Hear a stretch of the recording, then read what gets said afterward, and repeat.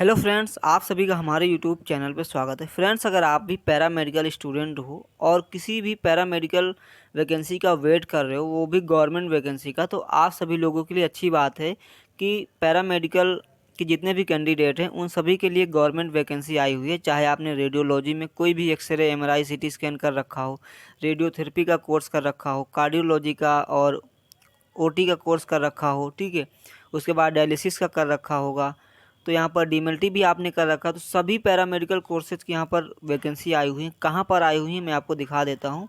तो ये वैकेंसी जो आई हुई हैं, ये उत्तर प्रदेश आयुर्विज्ञान विश्वविद्यालय सैफई इटावा के द्वारा निकाला गया है।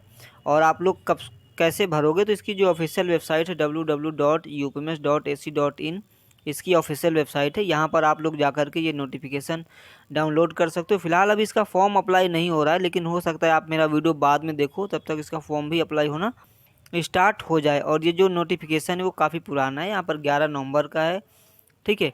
तो हो सकता है इसका फॉर्म जल्दी से जल्दी भरना भी स्टार्ट हो जाए। और जो एग्ज़ाम होने वाला है वो ऑनलाइन होगा, ठीक है। तो आप इसका फॉर्म भरोगे तो आपको इसका एग्ज़ाम देना होगा। सीबीटी होने वाला है, कंप्यूटर बेस्ड टेस्ट होगा, तो आपको इसकी प्रिपरेशन भी करनी पड़ेगी। तो कौन कौन से कोर्स की यहाँ पर वैकेंसी आई हुई है, चलिए मैं आपको दिखा देता हूँ। तो यहाँ पर सैनिटेशन इंस्पेक्टर की भी वैकेंसी आप लोग देख सकते हो। बहुत सारे लोग सैनिटेशन का 1 ईयर का कोर्स करते हैं, तो उनके लिए भी ये वैकेंसी है। एक तरीके से टोटल 6 वैकेंसी यहाँ पर आई हुई हैं। उसके बाद अगला हम आपको दिखा देते हैं। अगला जो कोर्स है वो है यहाँ पर मेडिकल लैब टेक्नोलॉजिस्ट का।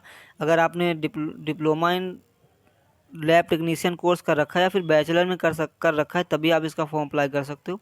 टोटल यहाँ पर 30 वैकेंसी आई हुई हैं। उसके बाद अगर आपने ओटी टेक्नीशियन का कोर्स कर रखा है, ठीक है, अगर आपने बैचलर में ओटी टेक्नीशियन कर रखा है या फिर बैचलर में आपने एनेस्थीसिया टेक्नीशियन का कोर्स कर रखा है या फिर डिप्लोमा में आपने ओटी कर रखा है या फिर डिप्लोमा में एनेस्थीसिया कर रखा है, तभी आप लोग इसका फॉर्म यहाँ पर अप्लाई कर सकते हो। टोटल वैकेंसी की यहाँ पर बात करें तो टोटल वैकेंसी जो है वो 15 हैं। और यहाँ पर आप देख सकते हो क्वालिफ़िकेशन बीएससी ओटी है और बीएससी एनेस्थीसिया है और डिप्लोमा भी है आपका, तब भी आप अप्लाई कर सकते हो। और सैलरी यहाँ पर जो रहने वाली, यहाँ पर आप देख सकते हो टोटल 35,400 से लेके 1,12,400 तक रहने वाली है।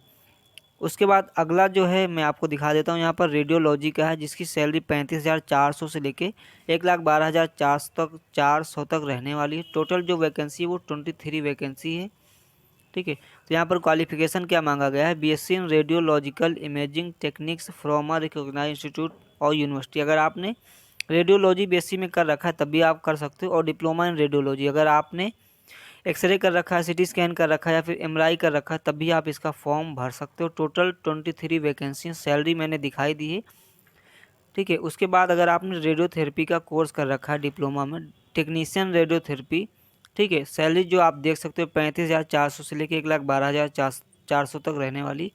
एज यहाँ पर ये दे रखा है। टोटल जो वैकेंसी वो 10 वैकेंसी यहाँ पर हैं। क्वालिफिकेशन में क्या क्या मांग रखा है, अगर आपने डिप्लोमा कर रखा है रेडियोथेरेपी में तो आपके पास 1 ईयर का एक्सपीरियंस होना चाहिए, वो भी 50 बेडेड हॉस्पिटल का होना चाहिए। अगर आपने बीएससी इन रेडियोथेरेपी कर रखा है तब भी आप लोग इसका फॉर्म अप्लाई कर सकते हो, तब आपको कोई एक्सपीरियंस नहीं चाहिए होगा, ठीक है। उसके बाद यहाँ पर आप लोग देख सकते हो, ठीक है, सीएसएसडी टेक्नीशियन की यहाँ पर वैकेंसी आई हुई है, जिसकी सैलरी 29,200 से लेके 92,300 रहने वाली है। और टोटल 4 वैकेंसी है। और सीएसएसडी डिप्लोमा होता है, जिन्होंने किया होगा उनके लिए ये वैकेंसी रहने वाली है।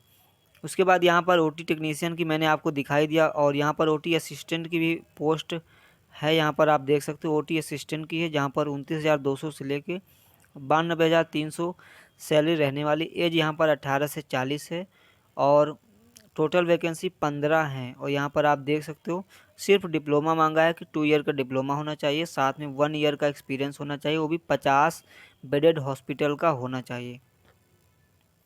उसके बाद यहाँ पर अगर आपने कार्डियोलॉजी का कोर्स कर रखा है तो यहाँ पर कार्डियोलॉजी के लिए भी यहाँ पर टोटल 5 वैकेंसी आई हुई हैं। सैलरी जो रहने वाली है वो 29,200 से लेकर 92,300 रहने वाली है।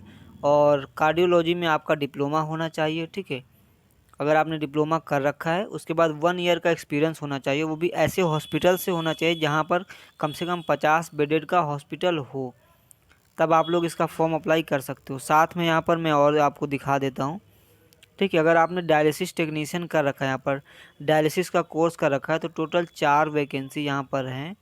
और जो क्वालिफ़िकेशन की बात करें तो बीएससी इन डायलिसिस यहाँ पर दे रखा है, और साथ में डिप्लोमा भी कर रखा है, तब भी कर सकते हो। साथ में 1 ईयर का एक्सपीरियंस होना चाहिए अगर आपने डिप्लोमा कर रखा है। ठीक है। तो इस तरीके से आप लोग फॉर्म अगर अप्लाई करना चाहते हो तो यहाँ पर दे रखा है इसकी ऑफिशियल वेबसाइट, यहाँ से आप लोग इसका फॉर्म अप्लाई कर सकते हो। और सैलरी मैंने दिखाई दी है, और टोटल पोस्ट कितनी वो भी दिखा दिया। और ये नोटिफिकेशन मैं टेलीग्राम पे दे दूंगा, आप लोग मेरा टेलीग्राम ज्वाइन कर लेना, लिंक डिस्क्रिप्शन में मिल जाएगा। और मेरे चैनल को सब्सक्राइब नहीं किया तो कर लेना। जो भी इन्फॉर्मेशन होती है जॉब से रिलेटेड, अगर आपने पैरामेडिकल का कोर्स कर रखा है, किसी जॉब की तैयारी कर रहे हो या फिर जॉब का वेट करते हो, तो मेरे चैनल पे आपको जॉब से रिलेटेड नोटिफिकेशन मिल जाता है, इसलिए चैनल को सब्सक्राइब जरूर कर लेना। फिलहाल मिलते हैं नेक्स्ट वीडियो में।